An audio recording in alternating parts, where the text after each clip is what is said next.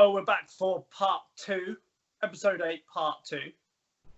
So this hasn't been one long conversation, but you'll never know.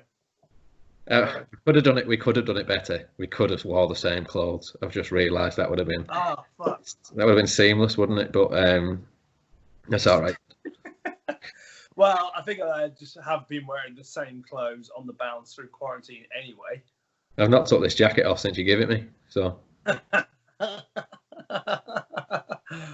Jokes. So I guess it's just a continuation of what we were talking about last week, which was obviously all to do with like the mental health side of things. We thought that, as I said, we would try and cover a few things that we kind of felt like really relevant, and also try and end on a bit of a positive on things that you can do to kind of maybe improve, like, you know, your mental well-being and just like, you know, small things. I think that make big differences, really. Yeah. So where should we kick it off? All right, so we've got a list of a few things that we think are relevant, and I think a good one that you brought up, which we've both suffered from, I'm suffering from right now, injuries, and what kind of effect they can have, necessarily physically, but more on your mental well-being and the gym, really. So if you want to talk to me about any serious injuries that you've had, maybe that I don't know of, or some that I do, and we'll go from there, really. Well, I think with injuries themselves, like especially as bodybuilders, well, all athletes really, we go through this kind of like stage process, which is basically like you pull something in the gym or you hurt yourself. So either you continue to then do another set just to make sure, see if you have actually injured yourself, and then you go, yeah, I've definitely fucked it. So now I'm going to get home, and then it's either you carry on training through the rest of the session and try and like salvage it. Like, for example, like I think probably the worst thing I've ever done in the gym is like I popped my back. Like I don't know to this day what I did. It still affects me now. Yeah. It was deadlifting, but I went for a stage of doing deadlifts every week because by the next Friday it was kind of a bit better. Right. And I was doing a deadlift program, and I think that the deadlift program had been set too high on the maxes, and just basically went through this cycle probably for about 2 months of just getting injured every week doing it. Yeah. But obviously stubborn bodybuilder was like, need a deadlift, so I'll just do it. I'll be fine. You know, rub some Tiger Balm on it, and off you go. I know. But I think this kind of like stage process that we go through is then like day after you feel really sorry for yourself. Oh yeah.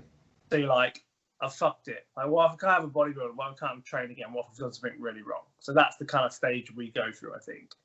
Because you almost feel like it's never going to get any better. And especially with like my knees last year. Like I just kept thinking like, this is it forever now. This is what my knees are going to be like. And you just have to like cope with it. I remember a few sessions that we kind of had to veto because of your knees as well. Even, you know, so, you know, I was party to that quite a bit. Yeah. Yeah. So that was kind of like, you know, the first stages you go through. And then I think that then for a while after that, you know, if you are able to get back training at all, if it's like a minor injury, you're really cautious of it for a while. Yeah. But I think that the main problems that it causes is when you do get injured and you have to have any time off. Yeah. You're just in like such a mood in general with everything, because obviously the injuries like affected you that much, because you either can't go to the gym or you can't train the same as you did. You don't really want to train any other way than you normally train. So it's a really hard, like vicious circle of kind of then like, and then as a result of not lifting heavy, you don't eat well. So like, it's like you don't eat well, you feel shit, and then you want to eat a pizza. And it's that vicious cycle that we get ourselves into. Or from the back to the fact that you've pulled your rear delt. Do you know what I mean? It's like, it's silly, but yes, there we go. So, I mean, I know obviously we probably had a fair share of injuries between us. And I think there's always a really nice quote that I like, though, is show me someone who's never been injured and I'll show you someone who's never won anything. Okay. Yeah. So that's a great quote, because I think that if you are pushing your body to the limit, you are going to get injured. Like, it's going to happen, you know. I just guess the severity of it is how bad the depression can go with it. Because if it's something really bad, I don't know, what would you consider? Like, let's say, like you, I don't know, snapped a vertebrae in your back or something, right? Or like something which is like a lengthy process. Well, if we're talking back, I still do. Not really wide back. I don't know if you know. I've got quite a wide back. And that's as a result of this injury and getting around it. No, I can't even remember how long ago it was now. It was a while back, and I was deadlifting, and I was really out of shape deadlifting as well, and I wasn't worried about core strength, and form was all over the place. You know, it wasn't good, but I was just being stubborn and stuff. And I can't even remember the weight it was. It was nowhere near the weight that I'm doing now. Or not doing now because I've got another injury through deadlifting. But it felt like a hot knife in my lower back. And long story short, after several hospital trips, one where a nurse had to ask me if I had any feeling in me bum, and needed to kind of go there to see whether I did or not, because she was very worried. I had 2 herniated discs, L3 and L4, I think, something like that. Will never be. You just say afterwards, I was just making it up the whole time because I knew this was going to happen. I could feel it all. L3, L4 herniated discs, and which was bad, but the worst part of it was it trapped a myeloid nerve. That went from I'm not a physiologist, but as I understand, it went from spinal area right round to your vastus, or teardrop, whatever that's called, on my left quad. So the actual disc which bulged out, the way that you can describe a herniated disc is if you have a jam donut and you squash it and the shit comes out. Yeah. Well, the shit was pushing on the nerve, and my left quad atrophied entirely, and wow. Yeah, and so I couldn't do anything for legs. Couldn't. The nurse, I basically did leg extensions with the nurse putting pressure on me, my ankle.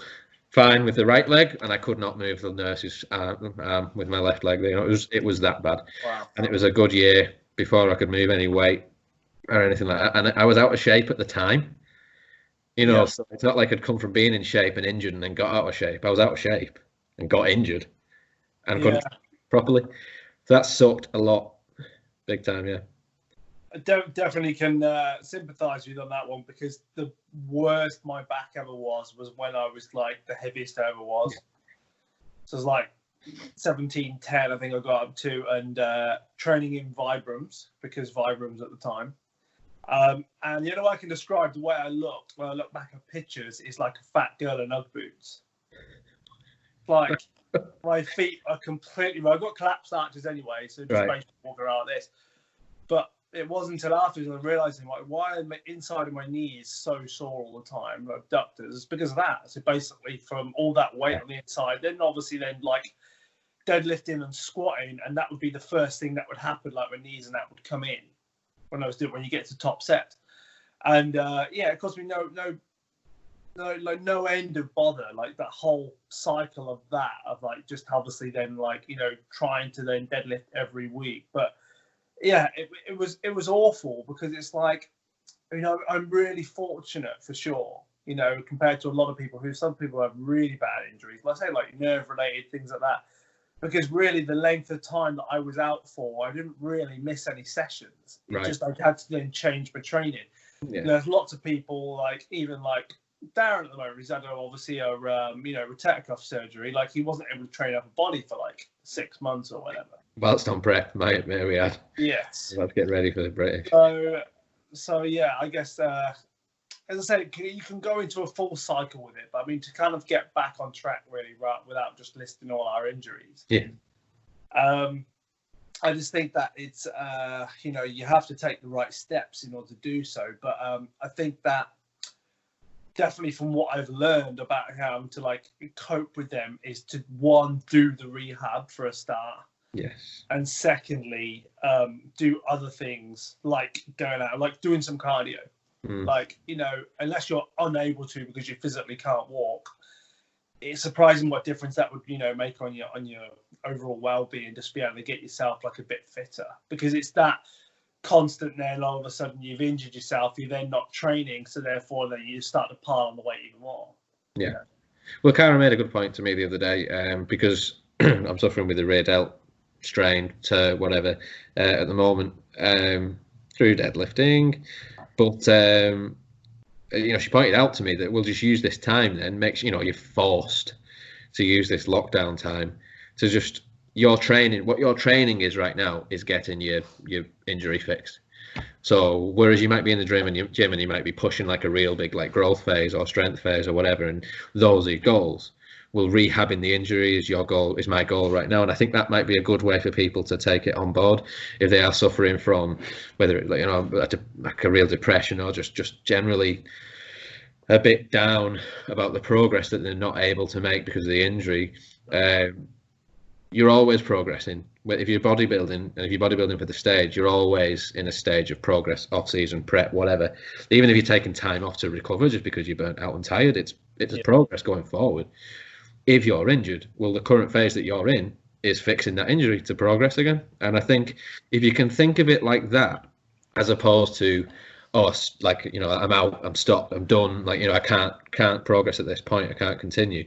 No, it just changes the phase that you're in, you know, and it's a recovery phase, and learn from it. You know, it's the biggest cliche is learning from your mistakes, but I think, yeah, it's never more pertinent in this as well. I think I know how I've done this on me rear delt, and so I would like to be pulling face pulls, banded face pulls. I'd like to be doing the same weight I was before my injury again at the end of the year, but and more and safer. And I think I've worked out how to do that. So it's taking the time. It's like a rebuild, isn't it? Oh yeah. You're almost having to like rebuild, like from, like if you're trying to like rebuild your squat or rebuild your deadlift, you then go back to real bare basics and then end up like fixing the issues. Or that's what we should be doing anyway. Yeah. But I think as well, sort of just taking you off on that point, is that it's very easy for you when you do get injured to then be like, you know, everyone feels sorry for me, like poor me. I've done that myself. It used to be, but like, you know, I'm not gonna, like, if you've hurt your rear delt, like, I'm not training thinking about your shoulder. Right. Like, but that's the mentality people get themselves into. Like, I'm injured, so I can't do fuck. Or like, we used to have a guy who was training at the last gym and he'd hurt his back, and like he would come in every day like hobbling and be like, oh yeah, it's really really sore today. It's like wanting sympathy, and I was just like, I've got no time for you, I'm afraid. Like, I don't want to hear about it. But that's the mentality that you get yourself into, and then it's just that constant, like, you know, feel sorry for me, and you almost like wallow in your own kind of like self-pity kind of thing, don't you? So, you can use it as an excuse, can't you, I think? And it's a little bit different to other things, and other things that we'll talk about as well, because I think we both agree that is you like you said, don't really have to wallow in it. You know, you can get around it, you can make it positive, and you can get it better. You know, we've talked about ad nauseum the things I'm trying to bring up this year. Chief among them is my arms. Second to that, actually, is despite having wide clavicles, I think I could add muscle on my shoulders quite easily. I actually think that the injury is because I've got weak shoulders in terms of strength. So it's like, okay, well, funnily enough, with this injury, I can train shoulders absolutely fine. It's back that I can't really do with. And I don't know if you know, I already have quite a wide. So I can get away with not really going too hard on back at the moment. And I'm just doing like one back rehab session a week. So it's like, okay, cool. I'm training arms a lot. So it's like, all right, and I'm quite enjoying it. And I've started to really cycle heavy shoulder work in because I've got enough weight to do heavy shoulder work. So instead of kind of being, you know, woe is me with this injury, so all right, this is the phase. And we know that it's going to be sort of like end of summer now before maybe we can even think about getting back in gyms. So I've got that long, to see kind of if they can do it again. So yeah, it's just like you say, it's it's definitely mindset, isn't it? It's mindset, as you said. Like it's very easy when you to get injured to carry on down that road. But as you said, I think that the people who maybe get through them the quickest, it's like people will sit there and complain, but I think like people like Darren, like he was saying that he's like almost halved his healing time because he did his therapy 3 times a day, like religiously. Right. Whereas people will be like, I'm injured, but they're like, right, have you done your rehab? I was like, oh no, I didn't bother. It's like, well, there you go. Like, that's your own fault. It's kind of like, so, unless you are taking every precaution that you can do apart from just getting a massage, So I think that's, it's a lot of that is mindset. And I think that when we, get to the second part of this podcast, it's said there's like things that you can do. As I said, it's like to keep yourself active, to like, to feed your body with good nutrition so that obviously that you can heal faster. It's like, all that kind of things that probably a lot of us maybe don't do because it's kind of like, you're not in the mood to eat well when you're feeling shit. And that's the kind of, things that you can get yourself into for sure, isn't it? So, So anyway, so point taken then, if you get injured, do your rehab. Yeah. Keep a positive mindset, do some cardio. So, suck it up, basically. So what we got next? Yeah, so kind of maybe we've touched on this in little bits in other podcasts and in the previous one, but how to take losses at bodybuilding shows. So I guess we spoke a lot about my bloody season and the highs and lows of that. So let's not do that. You've won a lot of things, but I guess you've lost a lot of things as well. So if we look at it on paper, I'm just going to top these up. Right. So wins. So if we say 2008, did 2 shows, won 2 shows. So 2-0 wins. Yeah. 2009, did 2 shows, 3 shows, came second 3 times. Okay. So losses, because we don't count wins as second place, right? No. First place loser, right? Yeah. So that's for that year. Then 2009 in Worlds I went to, I didn't place. I think it was 6th out of, so didn't place. Because when you don't place top 5, you're automatically 6 to all your mates and your friends and families, yeah? So it's like, how many were there? There was 30, but I think I was 6. Because you don't know. Yeah, definitely 6. So that's 4 losses against 2 wins. Okay. 2010 loss, 1 show. In fact, 2 shows, 2 second places. Yeah, you're rubbish. I thought you were good. Yeah, told you. All the best guys, right, lose more times than they win, but no one remembers the losses because everyone just knows me as 2-time, not sure if I mentioned it, 2-time DFAC lightweight pro world champion. Yes. So then if I quickly rattle off the others, 2013 returning, lost my qualifier, came 3rd and qualified, won the overall at the British, so I guess you could call that a big win. And then came 5th at the Miami show, my pro debut, so loss. So really, when we talk about it, actually, there's only probably a handful of wins and a lot more of the shows that I've done where I've not placed first. So, I mean, to a lot of people, you maybe don't count some of them as kind of losses, or you're happy with your placing. Well, I guess to maybe reword it then. I guess it's what a loss is to you, isn't it? Yes. Because 5th place at British last year was a massive win for me. Yeah. Whereas under other circumstances, it may have not have been, and there's other examples of that. And I guess maybe, I don't know, maybe you mentioned then about winning the British and then taking 5th at Miami. I don't know, but you might correct me, but maybe you didn't really see that too much as a loss because you just kind of won your pro card anyway. Yeah, I did. I was actually really not disheartened, but I went from cloud 9 to then just another shitty pro, and it was oh wow. I hear that a lot actually with like IFBB guys who turn IFBB pro is you go from being the best amateur to the shit as pro sort of thing. Pro. Yeah, so I guess. So I think that when we meet, the losses definitely is when you were disappointed with your placing for any number of reasons. I know the ones that stand out for me. 2009, when I lost to Baz in the lightweights, I was absolutely wounded, but then probably gained one of my best friends in bodybuilding. Sake, Baz. What's that?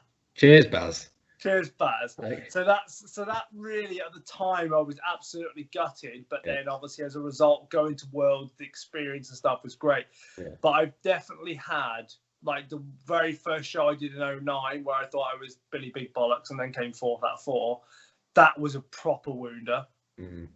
2017 Grand Prix, where I was fourth, where I arguably could have placed second, was wounded about that. I was probably more upset about that one than I was any other show I've ever done, because when I got the pictures back, I'm usually very, very honest with how I looked. And yes, I think that there was work to be done, but I still arguably could have made the case for there not being fourth. But it was almost the best thing that could have happened to me as well, with regards to then what I did after that. So it was kind of, things happen for a reason. So I think that probably the biggest lessons, but the ones that just hurt the most. And I think that I had two options at that point. It was like, right, I've got my photos back. I still don't think that I was fourth in my own head, but you accept it, move on. Yeah. But I couldn't move on for a long time. It was probably 3 weeks of training angry after that show, and it being on my mind every day. Like, fuck's sake. Like, just constantly pissed off. So I think that's probably the one where that's really hurt the most, where it was like, I don't feel like I deserve that. Because I think that's the key thing, isn't it? I think it's like whether you feel like you deserve that placing or not. Yeah, and I think, and that's it, isn't it? It's trying to, we've seen, especially with social media now, we've seen a lot of people, coming off stage and being upset with placings and things like that. There's a John Meadows quote, actually. It was, or not a quote, rather, I believe he doesn't allow his clients on social media for like 48 hours after a show. That's because you've got that emotional time, haven't you, really? And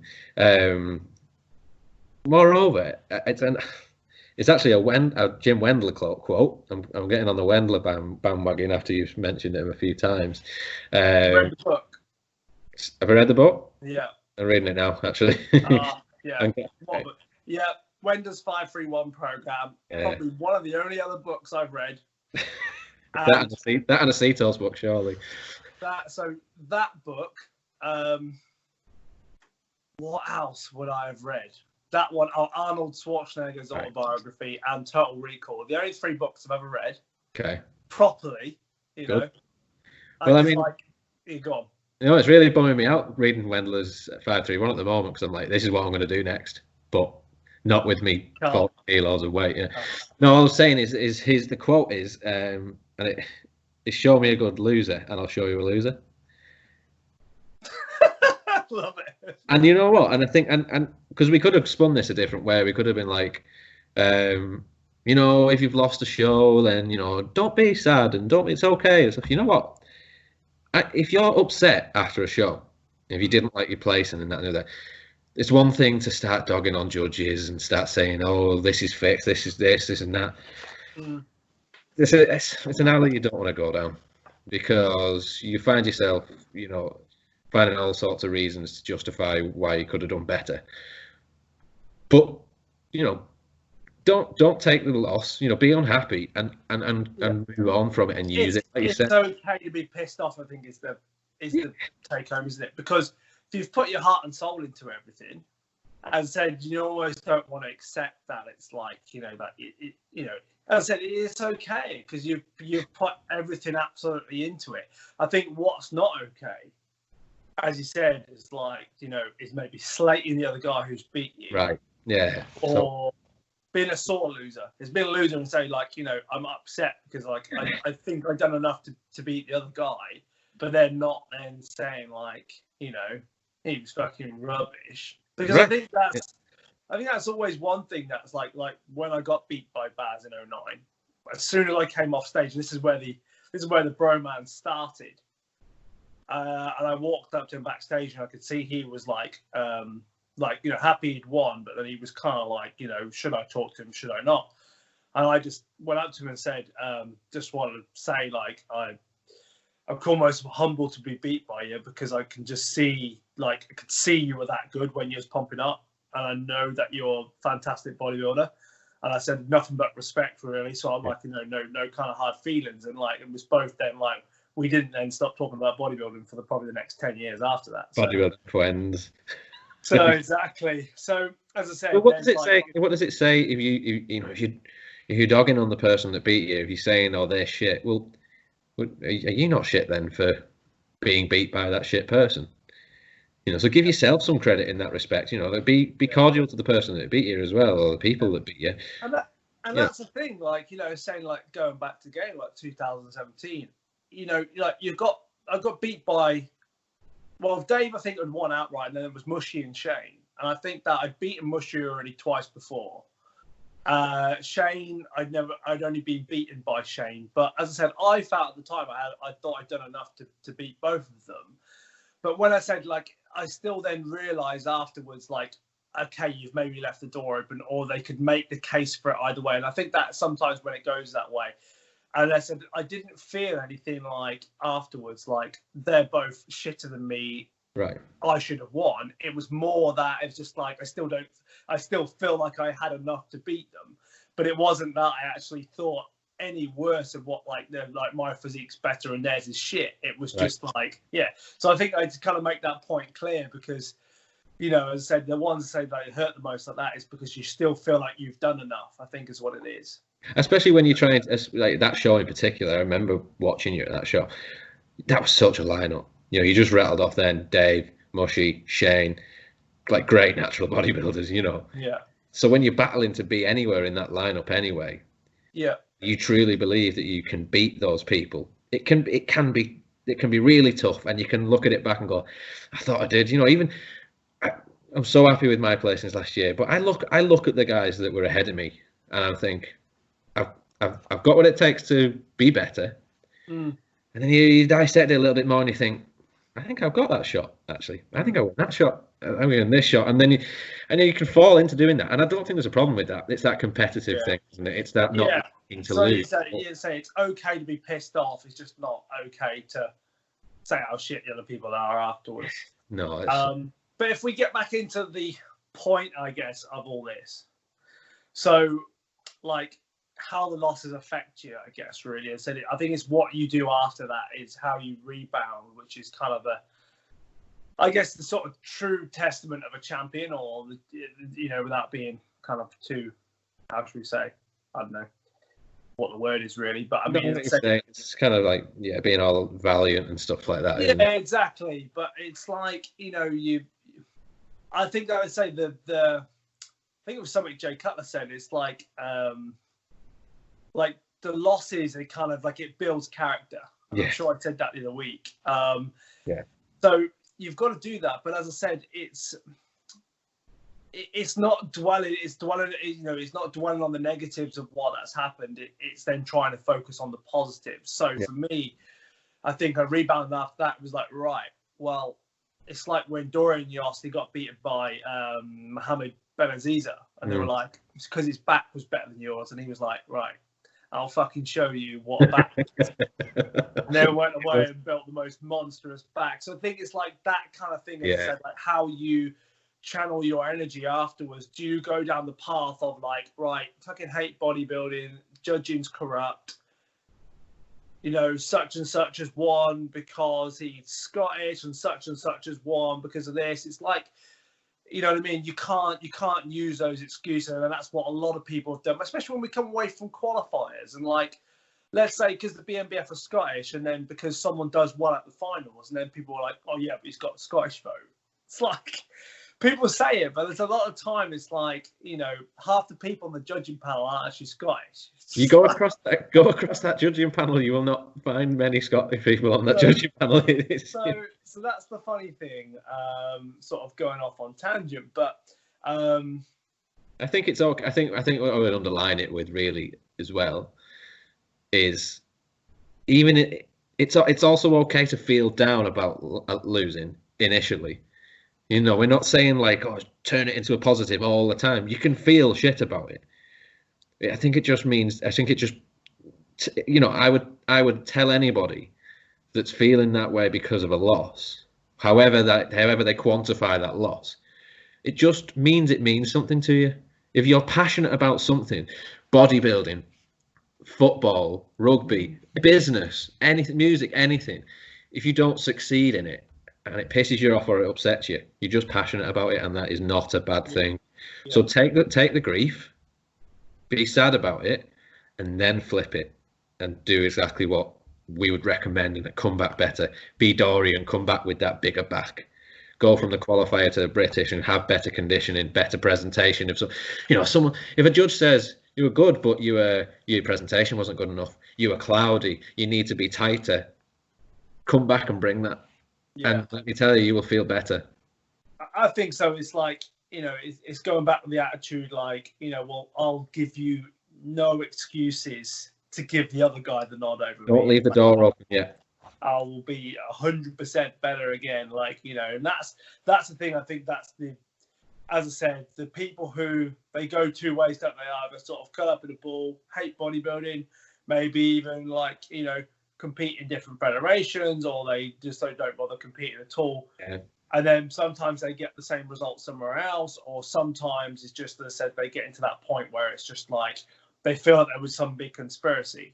Yeah. And I think that, I said, that's the thing is like, there's nothing more satisfying than like sitting on a judging panel and someone come back like, and we've seen it time and time again, like come back a year later or whatever and like absolutely blow everybody away. And it's like, oh, that guy placed like 4th, the novice last time. Right. Like, really? Like, wow, amazing. So yeah, that's definitely the, if everyone could do that, it would be a much better sport in general, I think. But, I think that people just get, I think there's a bigger picture of they didn't like me or whatever, Right. So. Yeah. All right. So I've got the next point, but it's just dropped about 15 degrees in here, so I'm shutting this window. Okay. Sweet. All right. So to that end, then, we just talked about losses, but there's something that is a phenomenon in bodybuilding, and it can probably happen even more so if you have a successful season and you have the nice, shiny, bright lights at the finals or whatever, the Olympia or wherever it is that you compete at, all the plaudits, and that might last for a couple of weeks or whatever while everyone's, blowing up your phone and telling you how good you are. And then it all stops.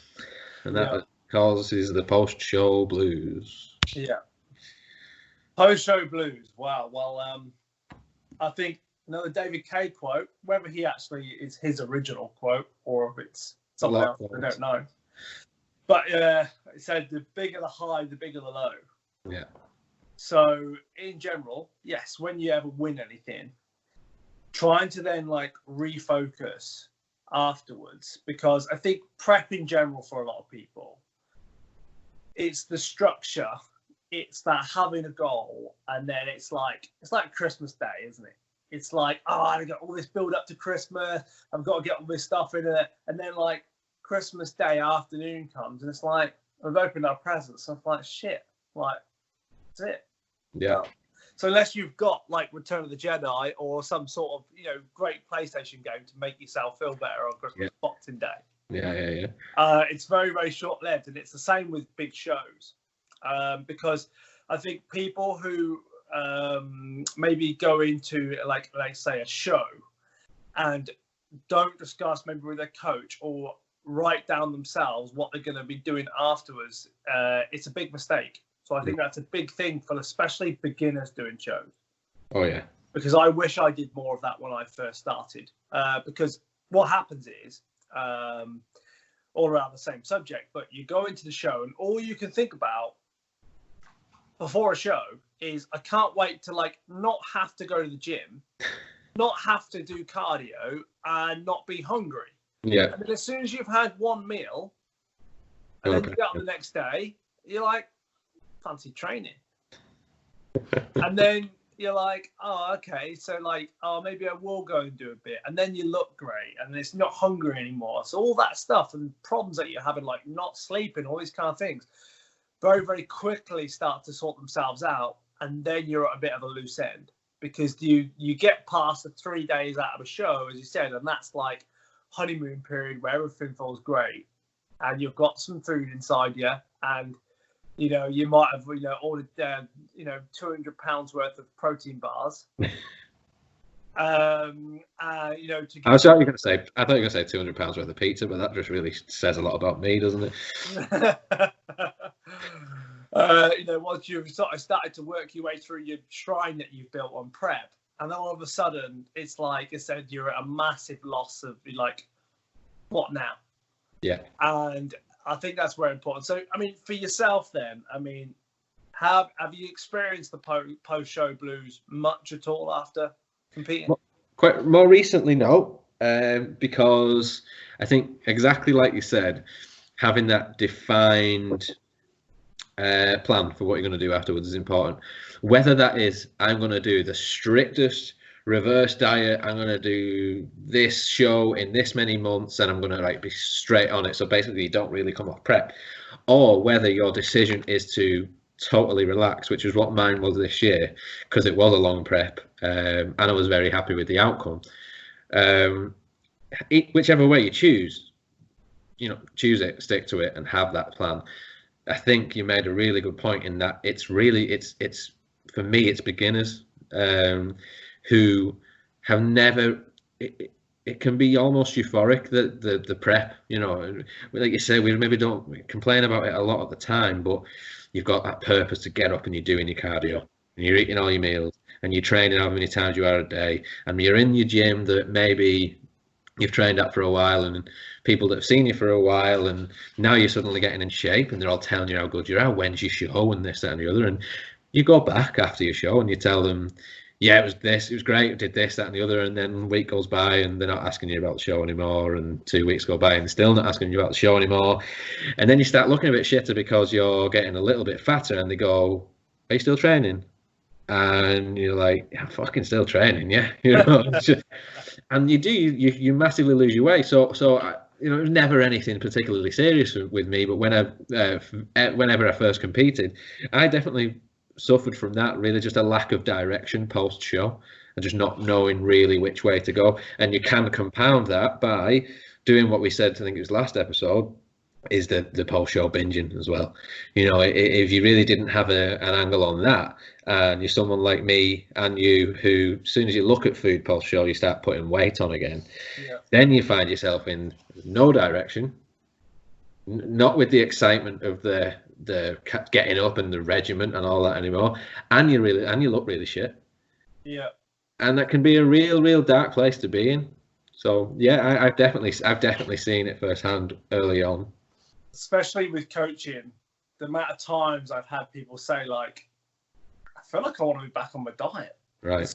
It's like, am I mental? But I feel like I want to be back on my diet. And like, no, you're probably the same thing as the other 20 people who've inboxed me afterwards to say, right, is this normal? But yeah, it is like, it's a very big thing that I think very much, how should we say, like, you know, not looked at enough, or especially discussed enough, because as I said, like, you know, you have, like, you know, come out of the show, getting your feedback from the judges and them saying, right, well, you would have been top 3 or top 2 if you had arms. And then you're like, right, well, my mission now is to get arms. So you then got a direct focus on what you want to bring up. But then it's very hard if you've won to then come away and go, well, like, what now? So that's why I think it's really important to then be always striving for the next level. And, you know, with Natty Muscle Radio, there's always another level. There's always another level. Right. Coming to a t-shirt near you. Because I think that, as you said, you have to then, you know, to always like improve, you do have to look at that next level all the time and what you can do to be better. But it's, you know, it's like it's hard to get like when people come back. I feel the people the hardest to give feedback to are the people who come and like win an overall and be like, maybe Right. like, oh, you know, like I really want some feedback. Like what do I need to improve on? And you're like, that's really hard because you've just won the overall. But, you know, I'm going to tell you a few things, small, minor things. But it's like, what can I bring for the British? It's like, yeah, okay, just bring that.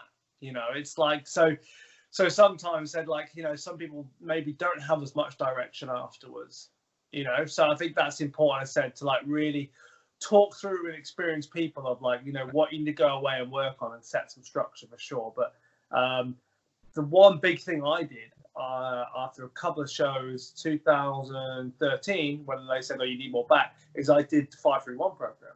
Nice. And like absolutely fell in love with it and probably told every man and his dog and found every spreadsheet I could on 531. And I have got the absolutely best spreadsheet for you as well. I'm not sure if I've sent it to you before. No, you basically you go on to your squat, bench, deadlift days, and there's a red box, and you type in my bench press is 120 kilos, and it calculates your whole workout for you, all the numbers, everything. Right, cheers for sending me that when we're done with this. Yes, that's the best ever. So, so that for, you know, without plugging Wendler too much, that whole focus was just because then it was very number orientated. Yeah. I didn't have to think about, okay, like, you know, this is and this. It was like when you read the book on it all, you know, about, you know, all the accessory work and why it's planned out like it is, you can just get completely lost with like that whole program. And I think that's a really good way to do things, especially post-show. And obviously have some sort of off-season diet written out for you to kind of start the Monday after the show so that you don't lose your way with it, I think. So yeah, I think that's a good thing to...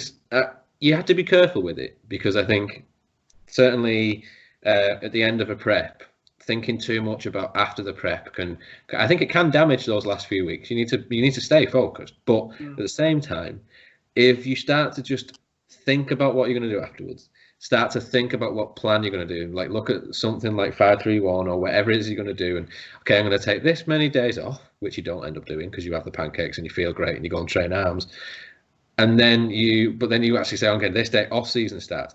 It can make the end of prep a little bit easier because you're kind of being maybe a little bit robotic at that point anyway. You're doing your cardio, you're doing your food, you're doing your pause, and you're doing your training and everything. And so maybe not a lot of thinking needs to go on, but it allows the transition a little bit better, I think. And I did that this year. My plan was to take a large mental break and really relax into it and then start a real off season, and that's exactly what I did, and I didn't suffer from it at all, you know, this last time round. Yeah, I just started to feel better and better and better, and so I think that'll probably be our main advice, is really just make sure that the structure before the end of that season, you know, make sure you've got that planned structure. And like wrapping all this in together, I'm not sure if you could tie injuries into this one, but if you do a show and you don't place and you, how should we say, and then you go through comp show blues or post prep blues, that's a real hard problem to get over, because I've had lots of people who maybe come off of that and they're very demotivated because they've done shit and they've put, you know, 16 to 20 weeks of prep in. Yeah. And then they come off the back and then they're getting fatter. Yeah. Not able to follow their diet because they don't want to follow their diet because they just want to be able to, like, you know, relax a little bit. But then on the same side, then they miss the structure of being on prep. So like this whole post show, it all ties in together. It can very much be determined, you know, by what you've done in the show. And it's a really not good time, but it's a common time to get injured as well. Yeah, because you don't have that structure, and maybe you're getting. Look at how we're good at podcasts, Jesus. You just kind of like you're starting throwing iron around, and you're not really got any idea, and you pull something, and you're like, shit. So many times I've been caught out with that post prep, especially when I was younger. It's like, oh, well, like I've had some pizza, so pizza equals 50 kilo dumbbells, definitely. Because you pick them up and they don't feel horrendous in your hands anymore. But then as soon as you actually then like I said, like, your joints and stuff, you know, when they're obviously got no fat around them whatsoever, like everything's still grim. And then you obviously kill yourself. We're obviously in the gym training for 2 hours, and then like you're absolutely wounded for about 3 or 4 days afterwards. And as you said, that's the most common time of, like, you know, to get injured because you didn't take your time. It's actually something slightly off topic that I'd like to kind of cover really with regards to that, like, post phase. I'm not sure if we spoke about it at all, but I think I might have spoke to you. Maybe it was a voice note or another parallel universe. Don't forget, the whole reason why we do this podcast is because we just used to send each other voice notes and thought, we're fucking hilarious. And might maybe know 1 or 2 things about bodybuilding. You anyway, I just have shit opinions really. It's not based on fact. And that they were fucking really good, so I thought I'd record it. So yeah. So like we're talking about like the post-show phase, about like a really sensible way to do things, and that's something that I heard recently and was like, that's probably what I do, but it isn't until you mention it out loud where it's kind of like makes a lot of sense. So after a show, where you reverse out of your diet, if you like. So what is a good way to do things is obviously to like start with, you know, your X amount of calories or, you know, post-show food or whatever. You obviously have your treats, whatever you want to have. But basically, you should allow your food volume and food portions to go up as your training intensity goes up. Mm. So your training intensity, the load you do and the volume you do.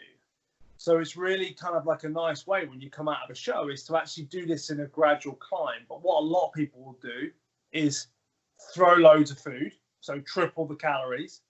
And then what they'll also do is then like go, right, well, I've been training a lot, so I'm just going to do half an hour of arms. So then you get loads of food, no calorie output. And then that's how you get into this kind of thing. And it was actually a seminar I went to with Daz Ball. Do you remember Daz Ball? So it was a very high UK BFF for a long time. And then he won his pro card, and then he had all the problems with his liver and dialysis and everything. But he was the first person who kind of pointed that out, was basically like, I'm like, why do I get so fat after the show? He's like, well, what do you do post-show? I'm like, well, like, I like triple my food intake. And he's like, well, that's why you're getting fat. I'm like, oh, yeah.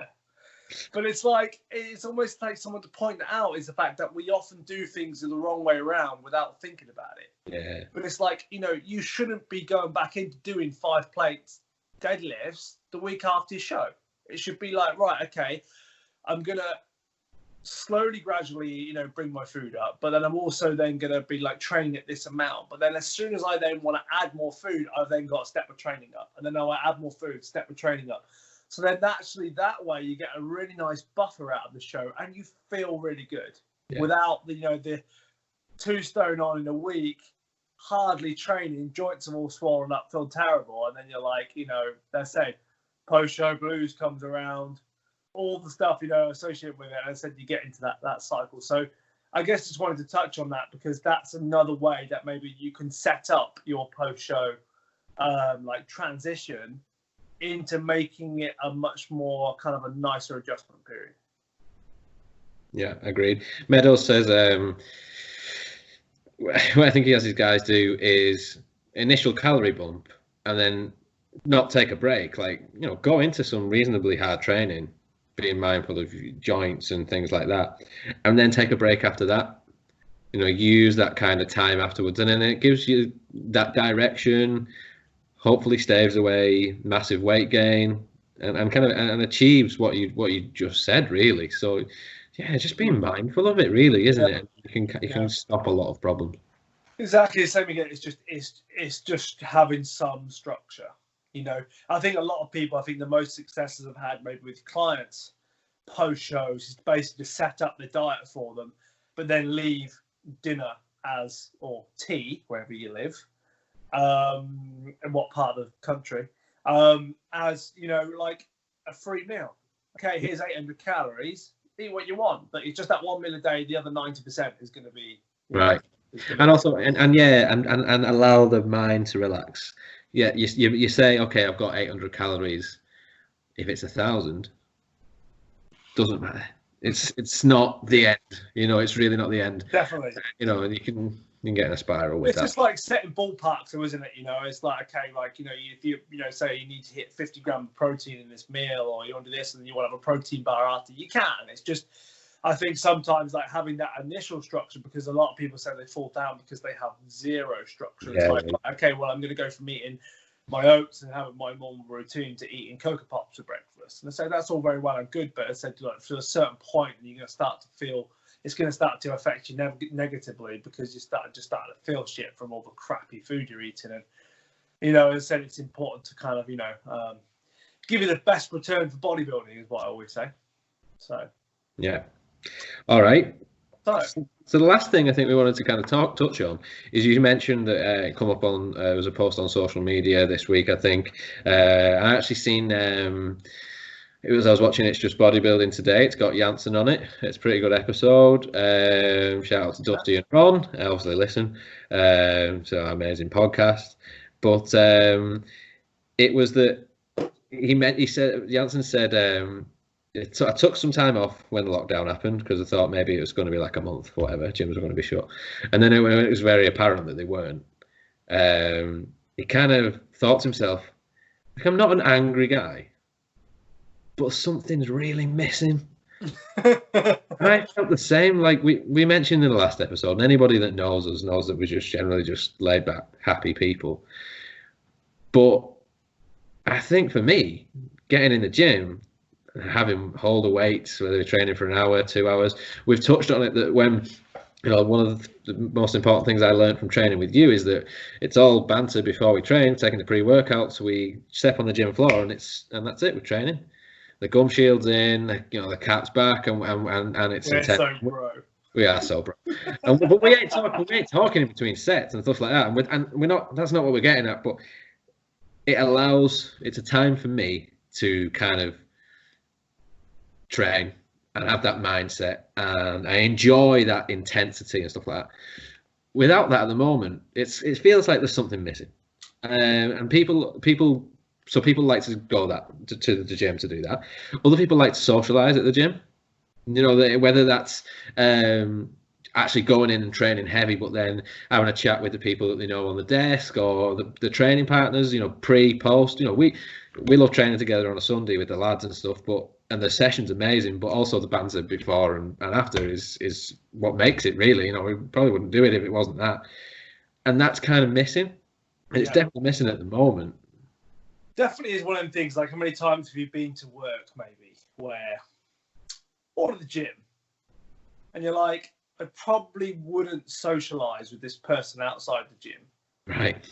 But quite happy to give them the time of day in the gym, because we've got, like, stuff in common. Right. But there's actually something that Jack Thorburn put a post upon on his story. So shout out to Jack for this, because I thought it was a really good post, and really kind of like it's like hit home the fact that he is basically saying that for a lot of his parents hate bodybuilding, like a lot of his maybe people he works with don't like bodybuilding. So when he goes to the gym, it's where he feels most at home. And if he wants to go up to someone and talk about sets and reps and a T-bar row handle or whatever, that's normal. And it's almost like you're well accepted in that environment. I think that actually hits home with probably a lot more people than they realise. Yeah. Because how many bodybuilders have you met? And I know I'm one of them, who they will bore you to death with bodybuilding talk all the time, 24/7. And I know there's people who are really extremes where it's all they talk about it and they don't know about anything else. Yeah. So for them to go in there and have that's they have almost like a point where they're able to interact with people on a normal level, if you like, whatever's normal, but with actually feeling like they have some valid input. Yeah. And I think that, I said for us to go in and talk about training, okay, yeah, we talk about other stuff on this podcast, and obviously we do, we might be about Star Wars or whatever, yeah. But the fact that it's you know, it's almost like an acceptable place to do it. And I said, like, you know, I just thought it was a really nice sort of like point to like really point out to people, is that like a lot of people are going to be missing that. Yeah. I think that, you know, what does that do for people's mental health when they don't have somewhere where they can go, where they always say, like, we do it from sales and marketing point of view, but like it wants to be like your third space. So basically, home is one, the work is the other, and then the gym is your third space. Yeah. So it's kind of like, you know, the third place that someone goes to where it's like it's just as good as being at home, you know. Yeah. We talk about, we mentioned a little while back about having strength naps before we train, because it's a mindset thing, isn't it, for us? We like to, when we're in the gym, and it's what we're doing, and it is different to being at home. It's different to being at work. And I think it's even more poignant as well. You mentioned, you know, someone like Jack and lots of other people who may be coaches like yourself, or people who their work as well is also the gym. So when that is took away entirely, you really are losing things then. You might just be at home all the time. And yeah, you know, I'm in that sense, I'm fortunate in that my career is not to do with the gym. So what I've found is making things a little bit easier at this point without that kind of outlet of the gym is to throw myself even more into work and do that kind of thing. But I you know, maybe you can speak to this a little bit. It's even harder if your work is surrounding the gym, whether it's something to do, whether it's what you do, or whether it's being a personal trainer or anything really. Now that's not there as well. Then that's really hard, I think. Like it's affected us a lot, because, you know, it's like we go to a different gym every 6 weeks around the UK. So it's that whole, you know, scenario. But it's like the way I can describe it, it's like you miss the banter as well. Yeah. So there's a lot of people, like if you name, like, you know, somewhere like the Body Academy, a lot of their members there, they turn up just to go and take the piss out of each other. Like that's like, and training is like a byproduct of it. It's like, oh, okay, like I might do some weights after I've finished taking the piss out of guys. Well, me, Tom, and myself, Tom, Edgy, and Kiwi went several times to the Body Academy last year whilst me and Kiwi were on prep. Okay, to take part in the clubs, the posing clubs, and you know, get advice from people. But there were clubs nearby as well. You know, we kind of, you go to somewhere like that for exactly what you say. We sat there chatting. Did you also though just drive 7 hours for a Chinese? Yes. Or 5 hours at least. Yes. Yes, I did. It's true. Best Chinese ever, by the way. Shout out to the, what's it called? Scotland Chinese. The Scotland Chinese. Best Chinese buffet in Scotland. Shout out to them. Also shout out to, actually, no, not shout out, actually. I'll pull you up on this. The most expensive average mince pies I've ever eaten from T-Bay. Those large mince pies. No way. Sorry, I'm going to disagree with you on that one. At the time, I was like, you know, on like a bit of a mini cut before, obviously, prep. I definitely went back for a second mince pie on that one. I was like, you know, I can kind of justify it. It's meat, yeah. Definitely carbohydrates, yep. It's got some, yeah. It's a complete meal for a start. Well, I'd like the viewers for a little bit of an insight into Rob's love of a mince pie. I'm trying to find the message. Here we go. I might have it just here. How have you managed to find that so quickly? You can search function on WhatsApp. Does not know what? Okay then. Okay. Right, okay. You already preempted this conversation. And was no, I really didn't. So we're arranging what time that we'll meet up at the Body Academy at the Christmas meal. Rob, right, seriously, T-Bay services have giant mince pies. I had to have one. It was leg day. Can you buy 6 on your way up, please? I'll give you money. Carries on. I make jokes about some things.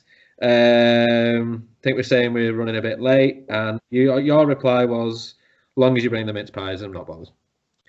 Yeah. So, And I think I went ahead and transferred you £20 yes. for mince pies, which probably bought 4. Yes. So moral of this story is that we sometimes go to gyms to do other things than train. It is the social aspect, and we will travel many, many hours to even meet people that we've become friends with in the gym, to have a very, very good Chinese at Christmas time, have mince pies and that kind of stuff. It is a lot of people's social outlet. So for some people, it's a small amount. Some people, it's everything. Yeah. You know. So we have to touch on this because I kind of just touched on it. But off topic, if you have to pick a food which here we go. contains proteins, fats, and carbs, yeah, which is like optimal bodybuilding meal.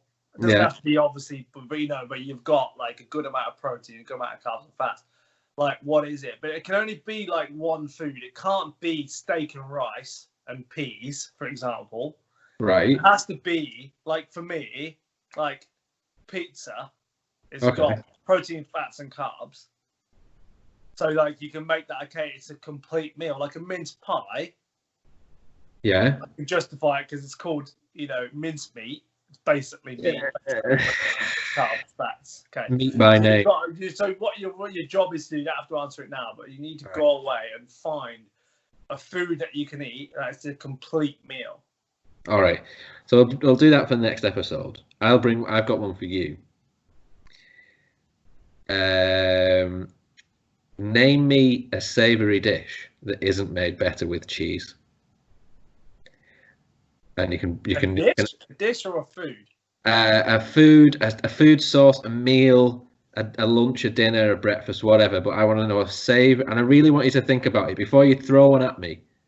And then, so you don't have to answer it now. Okay. Well, I was going to say crisps, but I know what you're going to then say.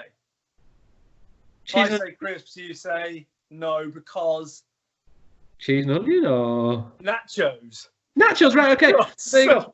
Right, so there you go. So every time you think, oh, this would be not very good, it would be better. Okay, so, well, I am going to have a think, and I am going to come back to you on that one because I think I can do it. All right. And if the viewers want to put anything in the comments below, yeah, food. So your what was it? Challenge of the week is perfect bodybuilding food, fats, proteins, carbs. Yeah. Yeah. Mine is. Oh, sorry, the ratio has to be right as well. So you can't have 1 gram of protein, 20 grams of fat. It has to be like a meal that would replicate chicken, rice, veggies, and avocado. Like it has to balance. It can't. You're on a desert island, and you're allowed to take one food forever. One food which is going to give you the complete macros. Yeah. And you still want to be a bodybuilder. So yeah. Okay. That and savoury dish that isn't made better by cheese. So there you go.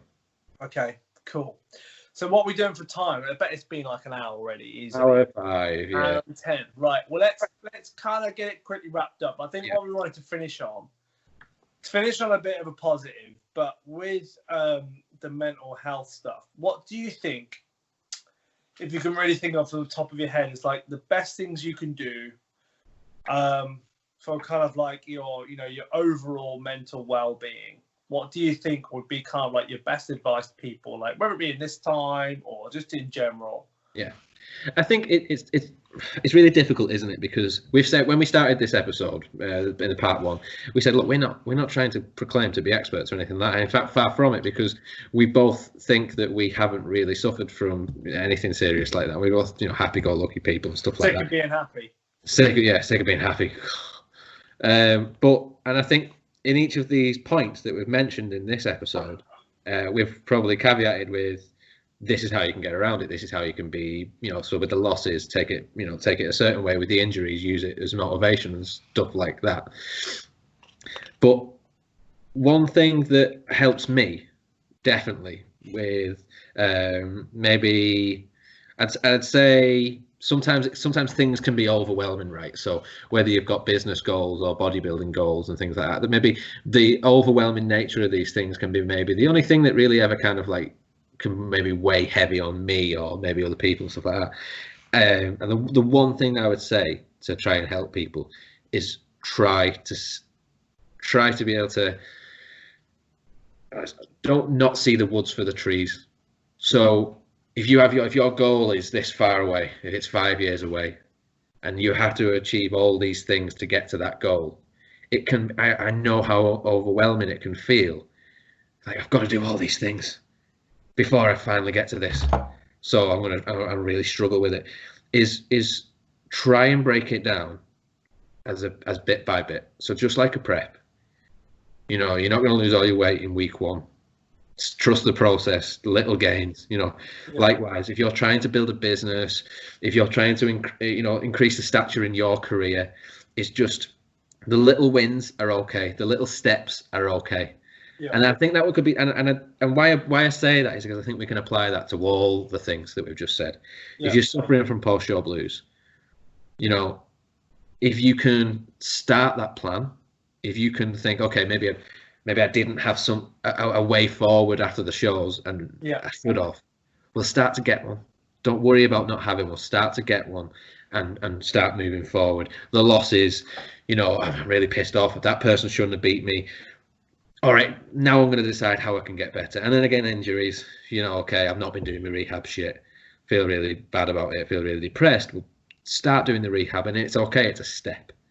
Yeah. And that's it really. It's just steps. Maybe we could go backwards and forwards then and just list a couple of things like, that maybe things that you do every day to kind of like so much create a positive mindset. But like, we said it last week, but I think a big thing to do, like when you're on a contest prep or even in general, is actually maybe get rid of the people who are causing the negative around your lifestyle.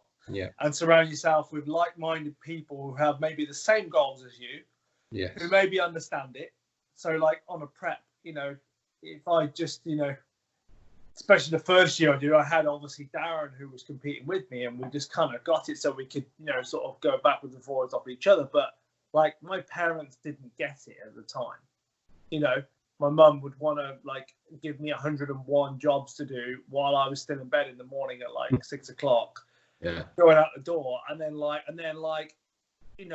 to clean the kitchen while I was trying to make my oats and just be like, frustrated. But they just didn't understand that you was hungry. It wasn't that you was being snappy. It was just because you're like, you're not used to that. So I wouldn't say you've got to move out of your house. But what I'm saying is it's like, it's important to have the people around you who you can sometimes vent to, but two who will just kind of understand it. So like, if you're going through at work all the time and you've got people, who like, I eat chicken and rice. It's kind of like, you need to have the people around you who, you can go to the gym, have a workout and then sit down and have, some chicken and rice together and be like, oh, cool. Like, chicken and rice friends and you both know why. You both not asking, oh, you eat the same thing again? You get bored eating the same things. So that's mine. So surround yourself with positive, like-minded people. So go, hit me. Next one. Things you do, maybe something you do every day, something that you think has a big effect on your well-being. Actually, then, try it. If you are someone that finds themselves very consumed by one thing, and especially on a prep, and it can be really hard at the end because you're so laser focused and then you start to lose concentration and stuff, but including other things, because Tom Poyner says it all the time and he's dead right. Bodybuilding is a hobby, but at the same time, me and you are very passionate about bodybuilding in general. We'll sit and watch the 1992 Arnold Classic, and stuff like that because we love it as a sport. I tell people I love bodybuilding like people love football. Yeah. Like people watch a football match on a weekend and get really pissed off with the result. Well, I'm the same. I watch a bodybuilding show and be really pissed off with the result. I'll be really happy and stuff like that. We'll talk about it for days and stuff like that. But when you're doing it, it can be all consuming. So also including other things, it can be a genuine relaxing time. Is pretty good. Whether that is picking up a book if you like to read, Yeah. or watching a Netflix series. Yes. Or So like switching off a little bit, as you said. yeah, playing the Xbox. I've got Cara in my ear telling me man versus food, but maybe not because on prep and stuff like that. But we've done it before. You know, me and Cara have gone through every episode of Diners, Drive-ins and Dives and man versus food, you know, on prep, and maybe I'm into Beard Meats Food at the moment. I've not seen it yet, but He's a YouTube guy, got about 100,000 subscribers, and does all the eating challenges. So the way it got me onto it was he did the Eddie Hall's food diet for the day, but he does it all in one meal, so it's 10,000 calories to do it. So he's done recently did the 100,000 calorie food challenge, which basically you get 100 hours to do 100,000 calories. So obviously he has to plan out his meals over those 100 hours, so of course for like a week or so. Like I've been watching the 50,000 subscriber one today. Get 50,000 subscribers, got to do 50,000 calories as a celebration. So 50 hours, and it's just like, I'm like, why do I like watching someone else eating Domino's pizza? I don't know. But to the point is when you're doing something, whether it be a prep or wherever, I think those things that take your mind off it are the key. Sure. That would be my point, really. Just okay. Cool. So things to basically keep your mind off, so just kind of like maybe, let's say like little thing, maybe you go into the cinema or something. It takes your mind off that being in that prep. Yeah. So for me, I think next one would be to kind of like, I guess, like your overall health. So that might be, I know sometimes maybe prep does it, but maybe more so for off season. But like actually eating some nutritious food. And doing a bit of cardio is very, very good for your mental well-being, because I think, like, you know, if you're digesting your food right and you've got some fruits and some vegetables in your diet and you generally feel good and you feel good for eating healthy, so to speak, I think is a very good way to kind of, you know, mind and body and all that kind of stuff. It definitely clicks all, you know, hand in hand. I always get that, like, always want to go and eat some vegetables after watching an Evan Centopani video, because you're like, you know, that's all right. I want to make my own sauerkraut, like pickle my own like cucumbers and. But you know, he just loves it, doesn't he? Like he loves all that, you know, like having some veggies and some chicken and you're just like, I want to eat that way, and then I buy a bag of spinach. And then I take it out of the bag and put it on the plate. It's about as adventurous as I get. I try and do that all the time. And then I've got this absolutely massive problem. This absolute bastard called Papa John's texts me on a Wednesday. or whenever it is and goes, oh, they're giving away pizza for this obnoxiously low price. And I'm like, that kale doesn't, that sauerkraut I've just fermented for a week doesn't look as good. But no, definitely. You're right, and I think my last point I would say is it piggybacks onto that is anyone that knows me will know that I'm really bothered by bodybuilders that don't worry about digestion. I don't claim to be a digestion guru or anything like that. In fact, it winds me up when people do. You know, Tom Poyner knows this full well. You know, there's too many internet scientists and doctors out there, but. Again, it was Evan Centopani said a long time back, I remember now, lots of bodybuilders are worried about what goes in, but not what comes out. Yeah. And I honestly think, you know, tying in with the post-show stuff, you can feel awful eating all that crap food and you can be bloated. And even on prep, when you're eating a certain way and maybe your body's like run down a little bit, you know, things just don't really tick over quite as well. But there's dietary choices, there's supplementary choices you can do to get that ticking along. And I think, as a, you know, from a real like nutrition-y sort of, not necessarily like the way your mindset and mental health point of view, but just like a nutrition standpoint to feel better about yourself, it's just take some time to think about your digestive health. Honestly, it's made my off seasons far more enjoyable as well, because I'm trying to push food and I'm trying to grow, and it's going out and then it's coming in and it's going out, and I know it's doing what it should be. And I think people can get, you know, in that kind of I don't want to bulk anymore because I feel really bloated and stuff like that. But I don't really think you should feel bloated. I think you can, you know, if you're doing it right, and so I think that can be something. So looking after your gut health, yeah, big time. Yeah, And again, be careful. Don't go looking at YouTube videos and stuff, because you'll all find all sorts of shit and people saying you should do this and that. But just generally, you know, be clever. Ask some people that might know some things that are relevant. Tom Pointer being one of them. You know, and just be smart about what you're eating. Yeah. And how it's coming out. Sounds good. So I think I'll finish it on then. Something I had a conversation with one of my non-bodybuilding friends. Always concerned about, you know, he calls it. Sorry, yeah, I have non-bodybuilding friends as well. So okay. So he's like, look, Rob, like, how do I get rid of cuppy? So cuppy is obviously that little bit of stomach fat that's at the bottom right. So he calls it cuppy. Right. So he goes through little waves, right? And he's got all these like genius diets, like the big breakfast diet, right? Which is where he eats breakfast in the morning at the hotel where we work, and then doesn't eat for the rest of the day. So he comes up with all these genius diets and stuff, and obviously love him to bits for it. So I always like to find out about the next one, you know, what he's doing.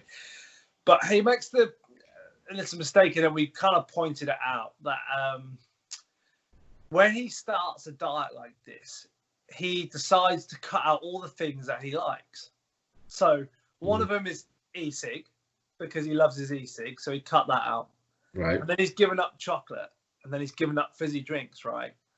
So they're like three things like he really, really loves to do, right? So I know you can't always be as rigid with that with a bodybuilding prep, but if there's certain things that you like to do, then find a way to kind of factor it in, you know, so to a certain point, you know.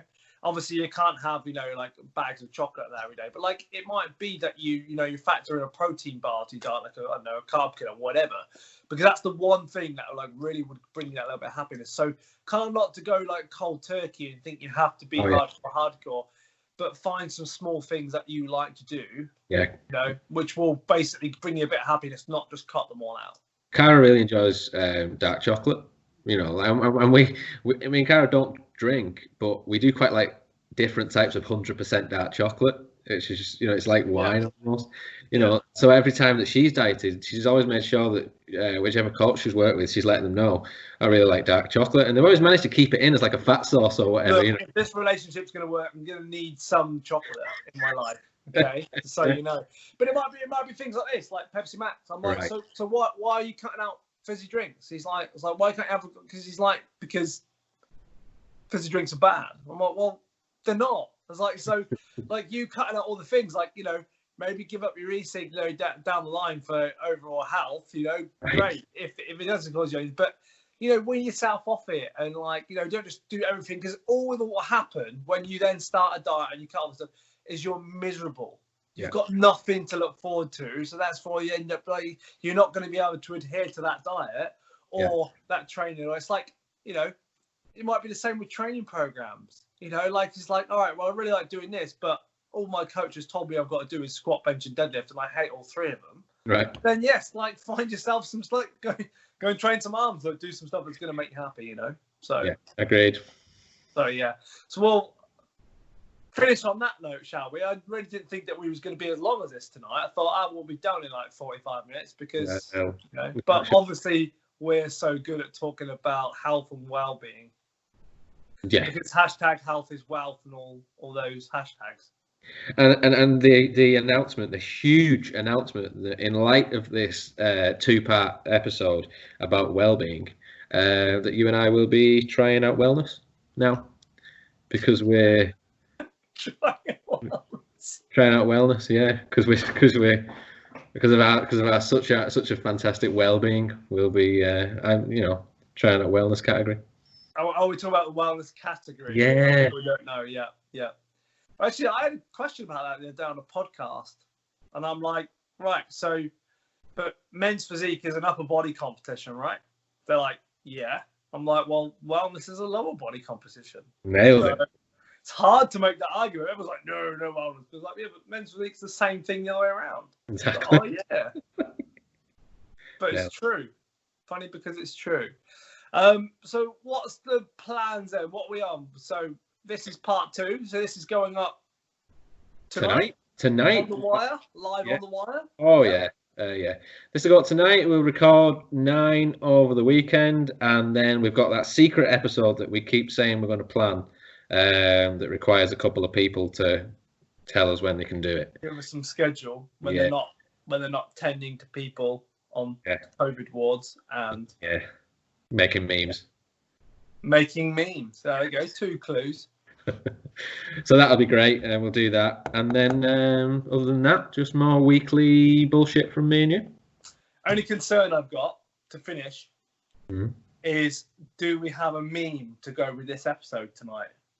I think we can, because it's a part 2, isn't it? So I think we can get away with. Oh, really? Yeah, yeah. I don't want to confuse people with a different episode. So it'll sure we don't have the Street Fighter one somewhere still?